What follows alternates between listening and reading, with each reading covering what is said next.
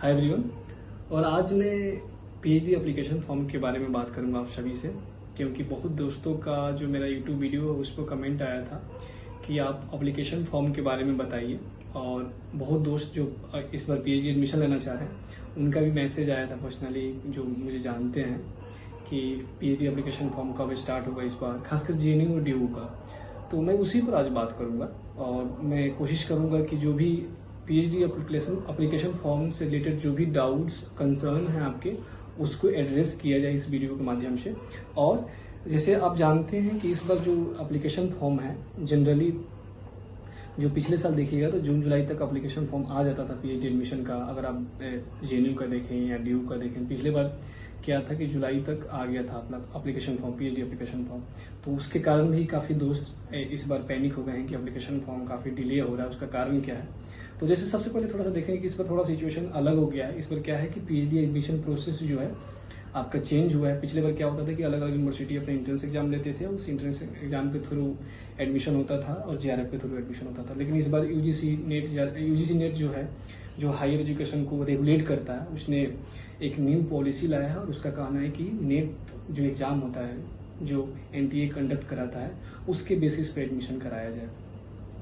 तो इस बार एडमिशन देखिएगा तो आपके दो माध्यम से हो सकता है। एक तो जेआरएफ के थ्रू हो सकता है और एक आपका नेट स्कोर कार्ड के बेसिस पे होगा।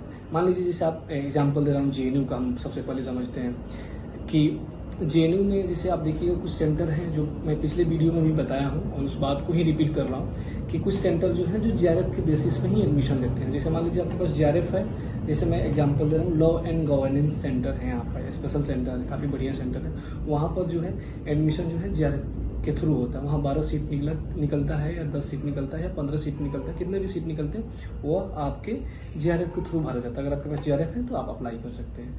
कुछ सेंटर जो है यहाँ पर जो पिछले साल इंट्रेंस एग्जाम लेते थे, जो इस बार इंट्रेंस एग्जाम नहीं लेंगे, वहाँ पर मानकर चला जा रहा है कि नेट स्कोर कार्ड के बेसिस पर एडमिशन होगा। जैसे सीपीएस है, सीपीएस में इंट्रेंस एग्जाम होता था पहले, अब मान के चला जा रहा है कि जो नेट का एग्जाम होगा, उसका जो स्कोर कार्ड होगा उसके बेसिस पर आपका एडमिशन होगा। नेट स्कोर का 70% वेटेज होगा और इंटरव्यू का आपका 30% वेटेज होगा। अब सवाल आता है कि इसमें एप्लीकेशन फॉर्म की बात आ रही है। अगर ड्यू की मैं बात करूंगा थोड़ा सा ब्रीफली, ड्यू का भी। सबसे पहले जेएनयू का मैं क्लियर कर लूँ। देखिए जेएनयू का भी ऑफिशियल ई प्रोस्पेक्टस नहीं आया है। जो ई प्रोस्पेक्टस पहले आया था लेकिन ऑफिशियल नहीं था, उस पर काफी यूट्यूब चैनल वाले लोगों ने वीडियो भी बना दिया था, लेकिन ऑफिशियल नहीं था। तो ऑफिशियल ई प्रोस्पेक्टस आएगा तो बहुत चीजें क्लियर होगी। कौन सा सेंटर है जो जेआरएफ के थ्रू सीट भर रहा है, कौन सा सेंटर है जो आपके नेट स्कोर कार्ड के बेसिस पर अपना सीट भरेगा। ठीक है। दूसरी ई प्रोस्पेक्टस आएगा, उससे आपके एलिजिबिलिटी क्राइटेरिया पता चलेगा कि एलिजिबिलिटी क्राइटेरिया उनकी क्या होंगे, कितने सीट होंगे, और आपके उसके अलावा जो उनका एडमिशन का जो जेआरएफ वाला जैसे होता है, उसमें क्या होता है कि आपका सिर्फ और सिर्फ आपकी रिसर्च प्रपोजल मांगा जाता है और आपका इंटरव्यू होता है।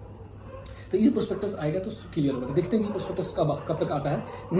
मुझे जहां तक लग रहा है कि जैसे आप सभी जानते हैं, आपसे जेएनयू को रिलीज कर देना चाहिए जितना जल्द हो सके, क्योंकि उससे थोड़ा सा एक आपको क्लियरिटी आ जाएगी कि हाँ कौन सा सेंटर जेआरएफ के थ्रू कौन सा किस सेंटर में जेआरएफ के थ्रू सीट भरा जा रहा है और किस सेंटर में नेट स्कोर कार्ड के बेसिस पर सीट भरे जाएंगे। और एक जो और कहा जाए कंफ्यूजन क्रिएट हुआ है कि जेएनयू में इस बार इंट्रेंस एग्जाम होगा, कुछ न्यूज आए थे। मेरे हिसाब से वो न्यूज सही नहीं है, गलत है। इस बार कहीं से भी इंट्रेंस एग्जाम कंडक्ट कराने की पॉसिबिलिटी नहीं दिख रही है। हो सकता है अगले साल से इंट्रेंस एग्जाम कंडक्ट कराया जाए, लेकिन इस बार जो मुझे लग रहा है, और जो यहाँ के स्टूडेंट ऑर्गेनाइजेशन है उनसे मैंने बात किया, जो जिनका एडमिनिस्ट्रेटिव से इंस्ट्रक्शन है, उनका कहना है कि इस बार पॉसिबिलिटी नहीं दिख रहा है। इस बार जो एडमिशन होगा जेआरएफ के थ्रू होगा और आपके नेट स्कोर कार्ड के बेसिस पर यहाँ एडमिशन होगा।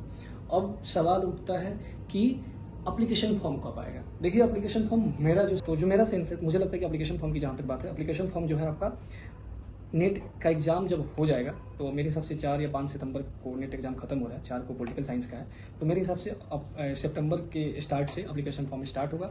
और इसका कारण है कि मान लीजिए अगर जेआरएफ के थ्रू एप्लीकेशन फॉर्म पहले आप स्टार्ट कर दे रहे हैं और इस बार जो पेपर आपके कैंसिल हो गए थे, तो मान लीजिए जिन बच्चों के पास जेआरएफ नहीं है तो उनका तो अपॉर्चुनिटी नहीं होगा, वो अप्लाई नहीं कर सकते हैं। जैसे मैं अपना एग्जाम्पल दे रहा हूँ, मान लीजिए मैंने मास्टर्स किया और इस बार मैंने जेआरएफ एग्जाम दिया था लेकिन पेपर कैंसिल हो गया।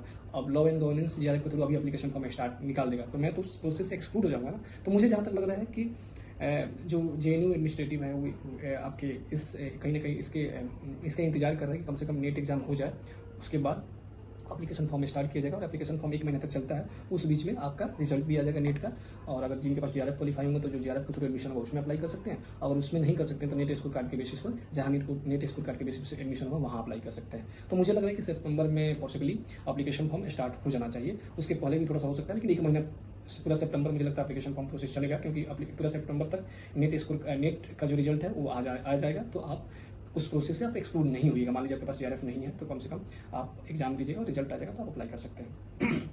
जहाँ तक ड्यू की बात है, थोड़ा ड्यू का मैं ब्रीफली बात बता दूं। ड्यू का मैं कोशिश करूंगा कि अलग से वीडियो बनाऊं और ड्यू में कैसे अप्रोच किया जाए उस पर बात किया जाए, करूंगा मैं। ड्यू में मस्त मुझे जहाँ तक लग रहा है कि पिछले बार वहाँ 2 फेज में एडमिशन हुआ था, और इस बार बता पाना मुश्किल है कि 2 फेज में एडमिशन हुआ कि नहीं हुआ। जैसे पिछले बार क्या हुआ था वहाँ ड्यू में कि आपका वहाँ एडमिशन जो हुआ था, फर्स्ट फेज जीआरएफ के थ्रू भरा गया था, दूसरा फेज जो है एंट्रेंस एग्जाम और नीट के थ्रू भरा गया था।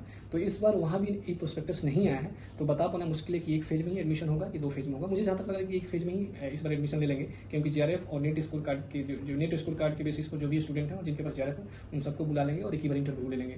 और आपको पता ही है कि ड्यू में इंटरव्यू बहुत कम समय देते हैं इंटरव्यू के लिए, तो हो सकता है कि एक ही फेज में एडमिशन प्रोसेस को खत्म कर दें। मेरे हिसाब से एप्लीकेशन प्रोसेस का जो भी आपके डाउट कंसर्न था उसको मैंने एड्रेस करने की कोशिश किया। और वीडियो अगर अच्छी लगी हो तो लाइक कर लीजिए प्लीज़ सभी आप लोग, जितने भी दोस्त खासकर पीएचडी की तैयारी कर रहे हैं, चैनल को जरूर सब्सक्राइब कर लीजिए। उससे थोड़ा सा कहीं ना कहीं इंकरेजमेंट मिलता है मुझे भी, क्योंकि मैं जब जाकर देखता हूँ कि बहुत लोग वीडियो को देखते हैं लेकिन सब्सक्राइब नहीं किए। तो अगर आपको लगता है कि हाँ चैनल को सब्सक्राइब करना चाहिए तो प्लीज़ सब्सक्राइब कर लीजिए। बहुत बहुत धन्यवाद।